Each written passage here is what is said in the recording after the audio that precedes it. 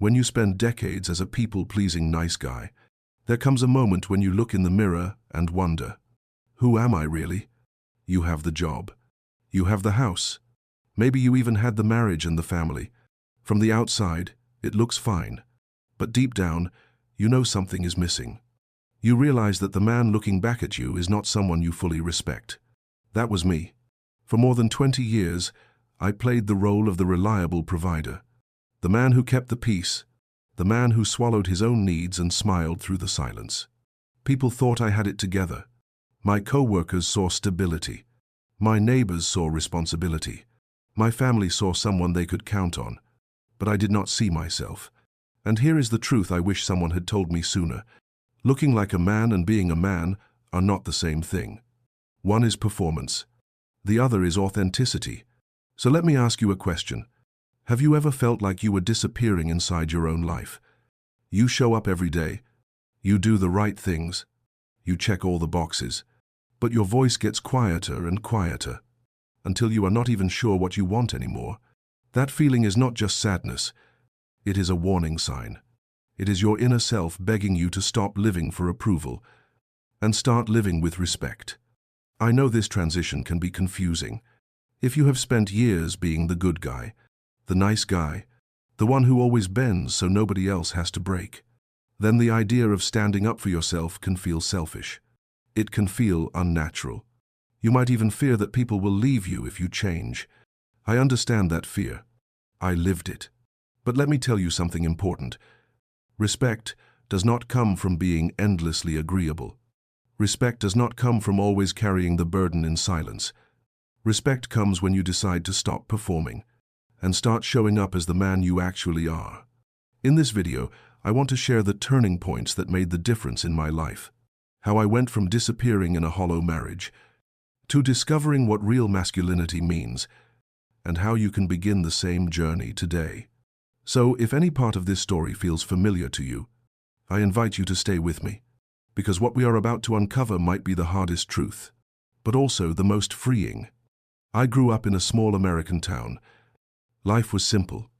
I learned how to change the oil in a car before I even knew how to balance a checkbook. I could drive a tractor. I went duck hunting with my dad on cold Saturday mornings. I subscribed to Hot Rod magazine and kept stacks of them under my bed. I loved hard rock music. Those things felt natural. They were part of me, but none of them made me a man. Because underneath all that noise, I was a sensitive kid, the kind of boy who always checked to make sure everyone else was okay. I did not want to be a burden. I craved approval, especially from my parents. Being the firstborn, I felt constant pressure to be perfect. So I became very good at going along to get along. I still had opinions, but I learned to keep them to myself.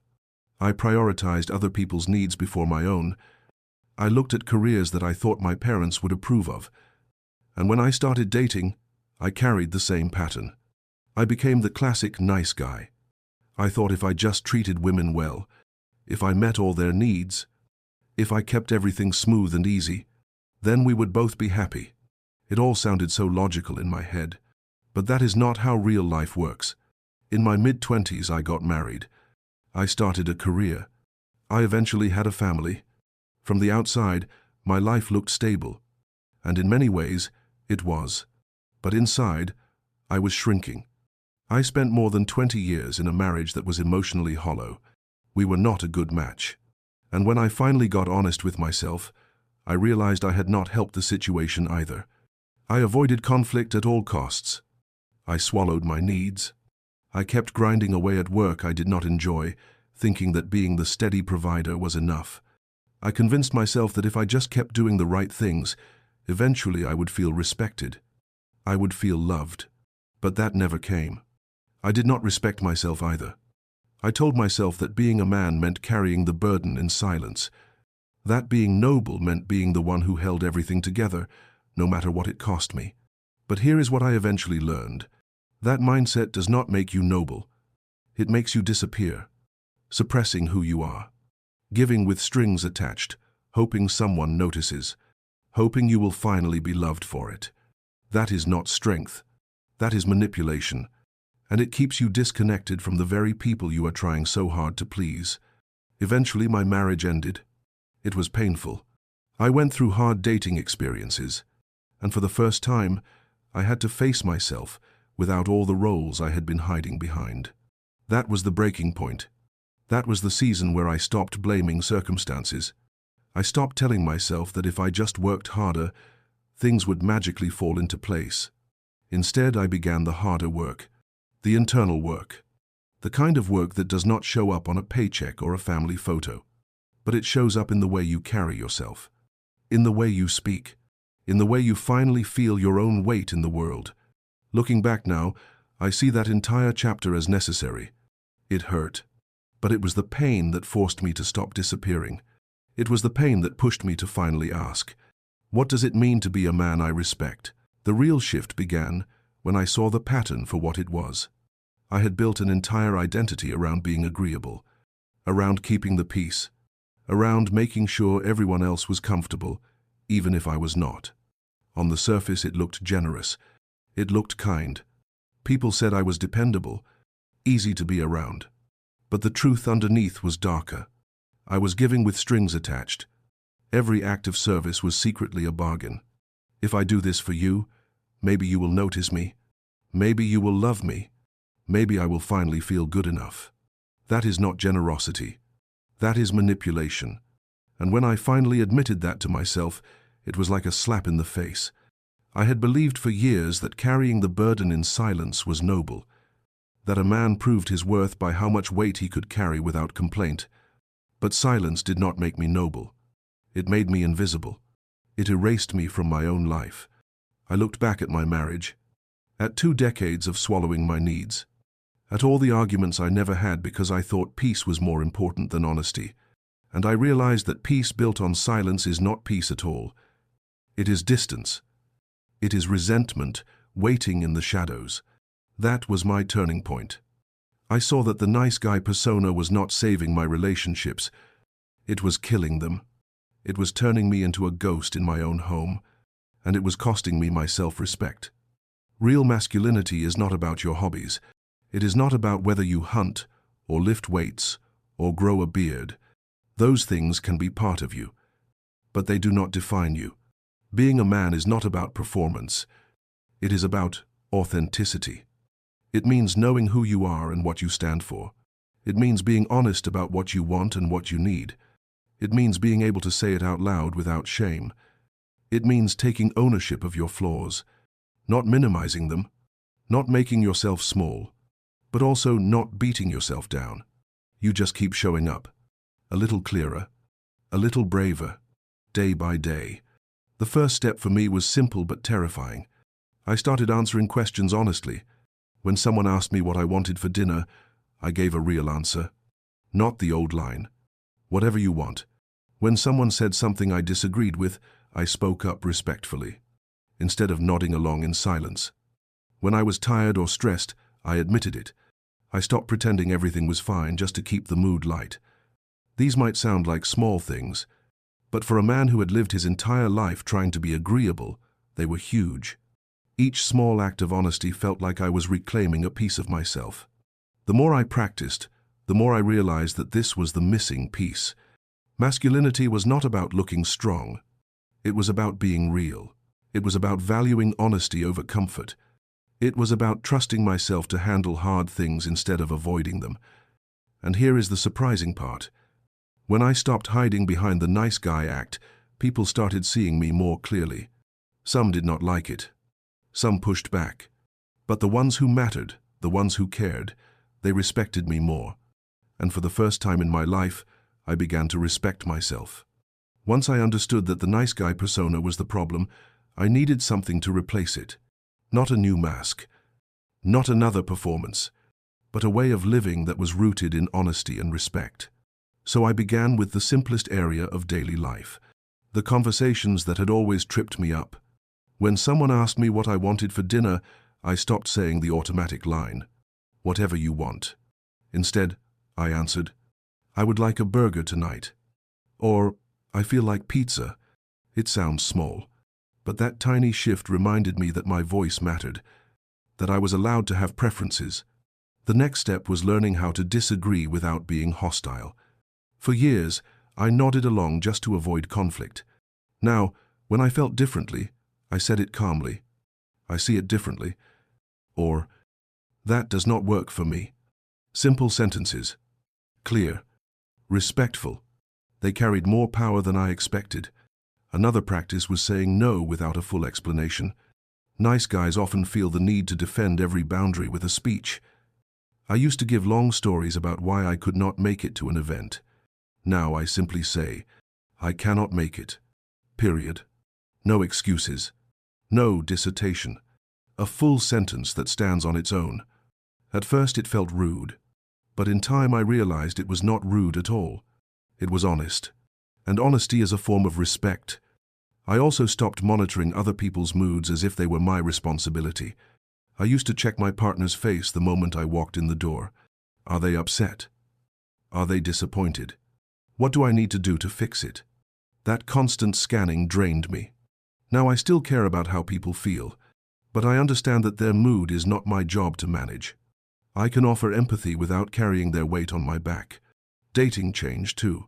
When I first entered the dating world again, I caught myself slipping into old habits. Pretending to enjoy things just to impress someone. Rushing into a future fantasy after 2 dates because I was scared of being alone. But I stopped. I reminded myself that real connection comes from showing up as yourself. So I began telling the truth. If I loved hiking, I said so. If I did not, I did not fake it. If I was not ready to commit, I said it directly, instead of stringing anyone along. Dating became less about performance and more about curiosity. Are we a fit for each other? Not. How do I convince them to choose me? Another crucial piece was catching the voice in my own head. Most nice guys have a brutal inner critic. I was no different. Whenever I messed up, the voice said, "You idiot. You should have done better." I would curse at myself under my breath. But one day I asked, would I speak to a friend like that? Would I let anyone else speak to me that way? If not, why was I allowing it inside my own head? That realization changed how I talked to myself. I began practicing basic respect even in my inner dialogue. Getting clear on values and boundaries was another step. For so long I had been focused on other people's needs that I did not even know my own. So I started small. What music do I enjoy when no one else is around? How do I want to spend a Saturday? What behavior from others makes me uncomfortable? The more I answered those questions, the clearer my boundaries became, and the clearer my voice sounded when I finally spoke up. I also practiced disagreeing without trying to win. It was not about scoring points or proving I was right. It was about honesty. I could say, I see it differently, or that does not work for me, and then let it stand. No argument needed. Just a statement of truth. These practices were uncomfortable at first. They felt unnatural after years of silence. But each time I spoke honestly, I felt stronger. Each time I honored a boundary, I felt more alive. It was not about being aggressive. It was not about swinging to the opposite extreme and becoming a jerk. It was about becoming authentic, confident without arrogance, honest without hostility. And here is what surprised me most. The more I respected myself, the more others respected me too. Not everyone liked it. Some people resisted. They were used to the agreeable version of me. But the people who truly cared adjusted. And the ones who did not, that told me something important. Practicing these principles day by day rebuilt my sense of self. It gave me back the man I had lost in all those years of people-pleasing. And slowly, I began to live like someone I could finally respect. The moment you start changing, you will feel the pushback. It happens every time. People around you have gotten used to the nice guy version of you. They expect the man who always says yes, the man who smooths over every rough edge, the man who carries the weight so they do not have to. So when you begin to set boundaries, they notice, and not everyone likes it. Some will act surprised. Some will test you. Some will even accuse you of being selfish. And in those moments, every part of you will want to retreat, to go back to the old habit, to say yes when you mean no, just to keep the peace. That is the first challenge. Learning to stay steady when the pushback comes. You have to remind yourself that their discomfort does not mean you are wrong. It just means you are changing the rules of the relationship, and change always creates friction. The second challenge is the guilt. For men who have spent decades putting others first, prioritizing your own needs can feel like a crime. You will hear that old voice whisper, "You are being selfish. You should not ask for that. You should just be grateful." That voice has kept you small for years, and in the beginning, it will fight to keep its place. But here is the truth. Caring for yourself is not selfish. It is responsible. When you respect your own needs, you bring more honesty and strength into every relationship. The guilt is just a shadow of your old conditioning. It fades with practice. Another trap is overcorrection. Some men, once they realize how much they have suppressed themselves, swing to the opposite extreme. They confuse authenticity with aggression. They think masculinity means being loud, demanding, even cruel. But that is not the answer. The opposite of a nice guy is not a jerk. The opposite of a nice guy is an integrated man.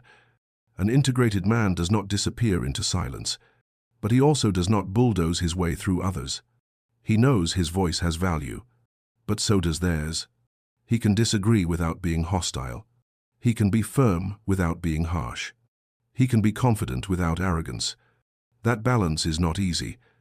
Old habits will come back, especially under stress. You will catch yourself slipping into the old patterns, checking moods, swallowing needs, avoiding conflict. When that happens, do not panic. Do not shame yourself. Notice it, name it, and then correct it. That is the real work. Not perfection, but recognition and adjustment. There is also the fear of loss. Some relationships will not survive the change. People who only valued you for your compliance may walk away, and that hurts. But it also reveals the truth. If someone only loved you for your silence, they never really loved you. They loved the role you played, not the man you are. Facing that reality is painful. It can feel like your whole world is breaking apart. But on the other side of that loss is freedom. Because now, the people who remain, the people who step closer, they are connecting with the real you. Not the mask, not the performance. You. This stage is the climax of the journey. It is messy. It is emotional. It is full of doubt and second-guessing. You will ask yourself if it is worth it. You will be tempted to slide back into the old ways just to feel safe. But here is what I can tell you. If you push through this stage, something powerful happens. You stop living like a ghost. You stop performing just to earn scraps of approval. You begin to feel the solid ground of your own life under your feet. And that feeling, once you taste it, is impossible to ignore. So do not fear the pushback. Do not run from the guilt. Do not swing to the extreme and become the very thing you once despised. Stay the course. Stay honest. Stay authentic. Because this is the fire that forges respect. And without walking through it, you will never become the man you know you can be. When you keep showing up as your real self, something begins to change. Slowly at first, quietly, but then it becomes undeniable. The first change is inside you. For the first time in years, maybe decades, you start to respect yourself. You look in the mirror and you no longer see a man hiding in the shadows of his own life.